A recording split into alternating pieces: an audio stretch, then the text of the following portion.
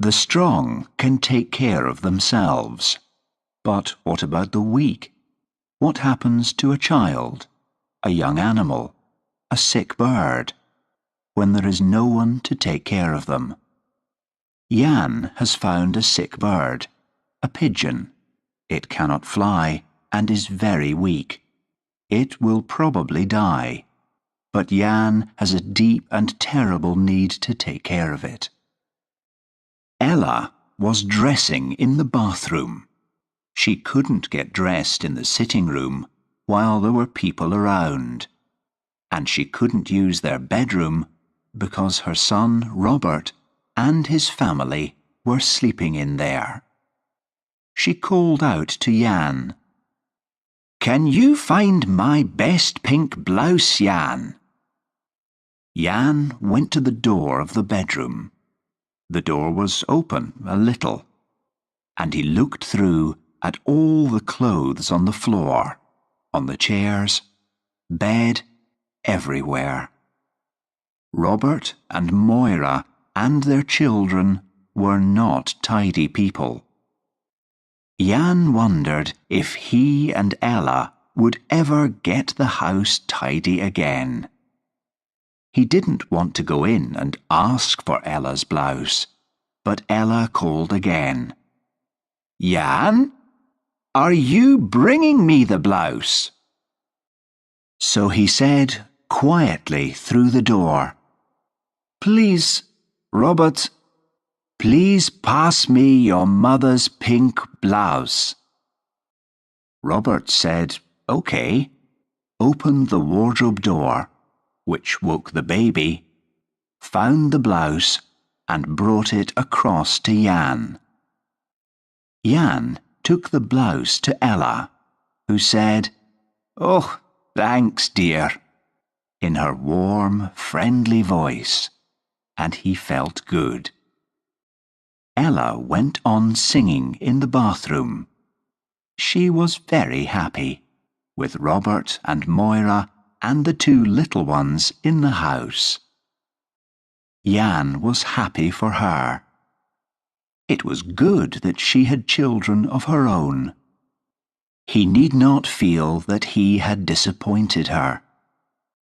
She came out of the bathroom in her bright party clothes, a big, good-looking, motherly woman. He looked at her with love, and she smiled back at him. Then she cried, "Hurry up, Jan! Get dressed!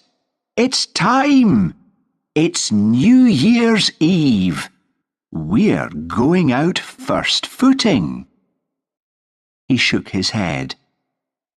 She cried, "Why not? You came with me last year, and you enjoyed it. Don't you remember?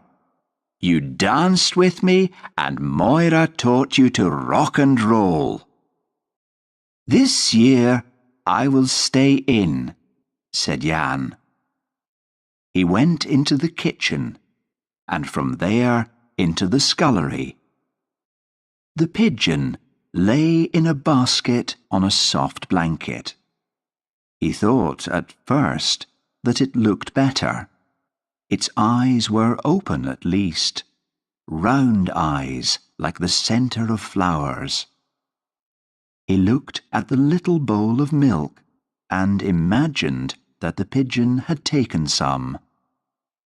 But really, in his heart, he knew that the pigeon was now very sick, worse than when he had found it 7 days ago, on a ledge outside their bedroom window. Then it had moved its wings a little, trying to fly. Now it lay still. When he had first picked it up, the pigeon had not tried to escape. He felt sure it knew that it belonged to him. "Take it to Jimmy Telfer," Ella had said. "He keeps pigeons. He'll know how to take care of it." No, Jan had said. No, it belongs to me. I am not taking it to any other person. But you can't keep it in the house, Ella said. Then she laughed a little. Och, have it your own way, but please keep it in the scullery. She was a kind, generous woman. When he had first gone to work and brought home his pay packet, he had put all the money into her hands, as he had done at home. But her brothers had laughed at him, so he had stopped. But he still wanted to give her all of it. She was like a mother to him. Now, like a little child, he decided to disobey her. He would not go. He did not want to go out among her large family, did not want all the laughing and shouting that they did at this time of New Year. Happy New Year, Mother! A good New Year, Tom, Archie, Andrew, Joanne. Robert would love it. Home on holiday. He and his mother could go out together and enjoy themselves without him. They were waiting for him at the front door. Jan, what have you been doing? You're not dressed yet. Worrying over that old bird again, Ella said, teasing. It's a young bird, Jan said. Ella laughed. Well, young or old, if you ask me, it's not long for this world. Come on now, Jan. You'll have to help Robert carry the bottles. I've the cake for Mother to carry. No, he said, shaking his head gently. No, I will not go. Ella did not get annoyed even then. Are you going to the pub then? Well, be sure to be at Mother's by 11:30 to take in the new year. Okay, he said quietly. Okay. He waited until they had left the house. All was quiet. Moira and the little ones must be asleep. He found his overcoat, put it on, and went into the scullery again. He lifted the pigeon carefully out of its basket and placed it inside his cardigan under his coat. It wasn't strange to take the bird out, he said to himself. He had taken it out before, to the library, to ask for a book on the care of a sick bird. The lady in the library was very kind, very helpful. She had found a number of books about birds for him. But the pigeon was still sick. Then he had taken it to the pit, to the first aid centre, where Alec McCall worked. Alec had felt the bird all over very carefully, while Jan watched worriedly. But Alec said, It's nearly dead already, boy. We can't do anything for it. Then Jan went to the doctors, but they seemed more interested in him than the pigeon, and gave him some medicine to make him calm. It wasn't strange to take the bird out. He couldn't leave it in the house. He was afraid the children would wake up and go into the scullery and worry it. He had to keep the bird safe with himself. and he had to go out. He had to be alone. Along Main Street there were crowds of people, and what a noise! He stood, watching for a while. People enjoying themselves, having fun, shouting to their friends, "Here's to you! And what will the new year bring you, man? Hello there, sugar. Come on and join us." Someone took him by the arm, and he jumped. He still hated it when people touched him suddenly. "No, no, thank you, but no." Jan moved away, but others came round him. "Is it Jackie Sugar? Come along in, Jackie man. It's New Year. It's Hogmanay. Come and have a wee drink for New Year." "Thank you. No, no." "Oh, come on. Just a few friends. People you know." "Thank you. Thank you." In the end, they let him go.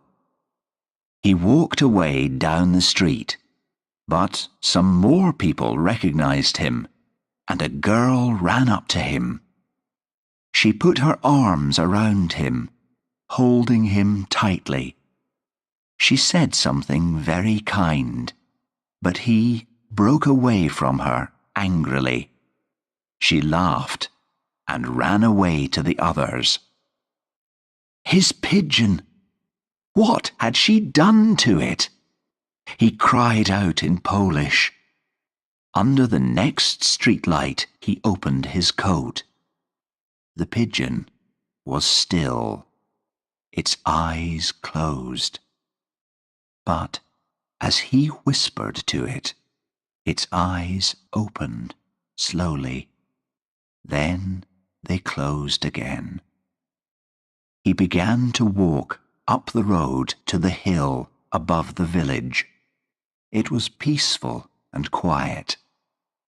Then a car came down the hill, catching him in its lights. My God, a police car! And they had seen him. The car slowed, then stopped. His heart began to beat violently. A voice shouted, "Hello, sugar! Is this where your New Year's party is?" And then a laugh. His heart became calm again. Of course, it was Britain. He was safe. The police were only Angus Bell and young Graham, who was a cousin of Ella's. Angus and Graham drove on, and Jan put his hand under his coat and stroked the smooth neck with one finger. "They've gone away," he said gently. "It's all right." He was at the top of the hill now, looking down on the lights of the village below and hearing distant laughter and music. Around him were trees and dark places between them. Trees were good for hiding in, if you needed to hide. He sat down under a tree. Then came the sound of the church clock striking 12. 1, 2, 3. He counted in Polish. At the end, he heard happy voices calling and shouting in the village, and then the song which Ella had taught him, where all must take hands. But he was not thinking of Ella now. His eyes no longer saw the village, nor the shining sea, nor the bright lights of the town beyond. The lights danced before his eyes, the lights of another town, his own, the town where he and Hannah lived, where he went to work every day, the town where their baby Anusha was born, and where she waited for him every evening, ready to climb up into his arms. His own town, his own sad and broken town, where they had come for him because his great-grandfather had been Jewish, where they had come for Hannah and the child dancing in her arms. He had to think. He had to remember. The day when he came out of the camp, the loud soldiers who came to open the gates and set them free. He had found his way to Hannah's camp. The officer there had a list of names on the table in front of him, and he, Jan Scheger, had stared at him as he tried to understand the words. "I'm very sorry. She is listed among those who died on the 20th September last. I'm afraid it's clear." The child? Was there a child? There's nothing here about any child of your name. So had begun his long and terrible search for Anusha. "Let me see the women who are still alive." They were thin sticks of women, with an emptiness in their eyes. It seemed cruel to question them. "Don't you remember a child? A small girl, fair hair, soft, smooth hair, blue eyes, always laughing. You could not forget this child." "I saw no child with her. I never knew she had a child. She used to weep, but then, who did not?" He had searched for Anusha for years, until, at last, he had found a crazy girl. "I arrived at the same time as her. She had a little girl in her arms." "What happened to her?" Wild, terrible laughter. "What do you think? They had no place for children." "You mean they killed her?" "It was good to die quickly in that camp." After that, he had come to Britain, found work here, made a new life for himself, and married Ella. Sometimes, in dreams, he saw Anusha as a young woman, married maybe, with children. Sometimes he saw her in Main Street, looking for him. "Is there a Mr. Jan Scheger living here?" The dreams disappeared in the cold light of day. But then the old questions came back. How was she killed? Did she know what was happening? How long did it take her to die? He was dreaming now, sitting here under the tree. He had felt his child warm in his hands, warm and soft and round. Now he woke to find he was holding the pigeon tightly. Had he hurt it? He opened his coat and looked down at the bird. The eyes were closed.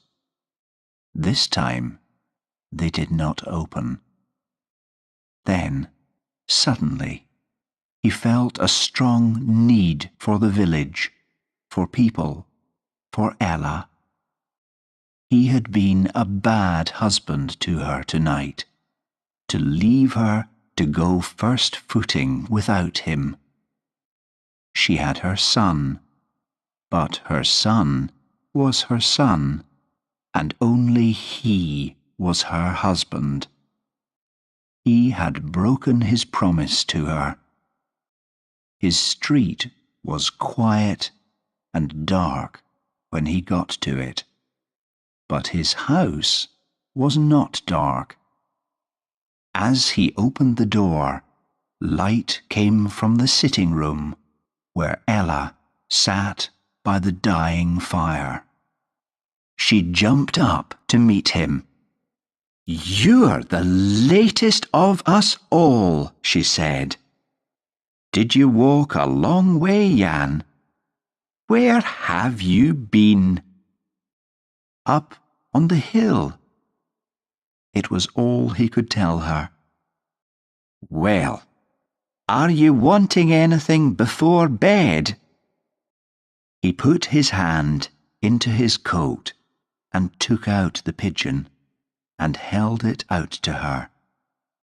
"It goes not well with it. It was too sick." He was ashamed to lift his head because the hot tears burnt his eyes. "I think it is dead." If she felt surprised to see the pigeon, she did not show it. She took it from him, gently. "Yes, it is dead. Poor thing. I think it had a hard time before it came here. Don't weep for it, Jan. It's only a bird." He said, "I will not weep if I know it is safely dead." Another woman would ask, "What do you mean?" But not Ella. She said, "It's dead, truly dead. Its troubles are all over." Then she said, "I think we should bury it, right now, in the garden." She was wearing her nightdress, ready for bed, but she hurried into the scullery. "I've got just the thing." She pulled down a shoebox. She had given him new shoes for Christmas. It still had the soft tissue paper in it, and she carefully put this around the bird, hiding from him the soft grey feathers, the rounded head, the round, closed eyes. "Now, you come out and dig the hole," she said. When he had dug the hole and laid the box in it, and filled the hole up again, he stood, unable to move. Ella put her arm through his and gently took him indoors, to their bed in the sitting room, and lay beside him with her arms around him until sleep took away the dark emptiness in his heart.